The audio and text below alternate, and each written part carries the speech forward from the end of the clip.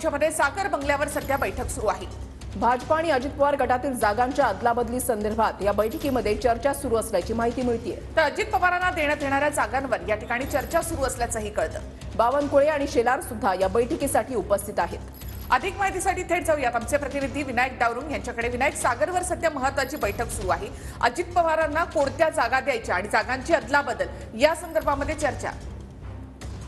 निखिल बरोबर आहे, ज्या पद्धतीने निवडणुका घोषित झालेल्या आहेत, परंतु बैठकांचं सत्र जे आहे दिल्ली असेल किंवा राज्यात असेल वारंवार आपल्याला पाहायला मिळत आहे। ज्या पद्धतीने अजित पवार जे आहे ते सागर बंगल्यावरती पोहोचले आहेत, देवेंद्र फडणवीस, चंद्रशेखर बावनकुळे आणि आशिष शेलार हे 4 नेत्यांमध्ये ही सध्या बैठक जी आहे ती सुरू आहे। अजित पवार यांना किती जागा द्यायच्या यावरती ही सगळी खलबतं सुरू आहेत, कारण अजित पवारांकडून सुद्धा आपण जर पाहिलं तर 7 ते 8 जागांची मागणी केली जाते।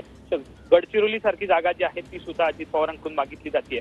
त्यामुळे या जागा अदलाबदलीचा निर्णय कशा पद्धतीने घेतला जाईल किंवा कोणती जागा कोणाच्या बदल्यात द्यायची याबाबतची ही बैठक जी आहे ती सध्या सागर बंगल्यावरती सुरू आहे।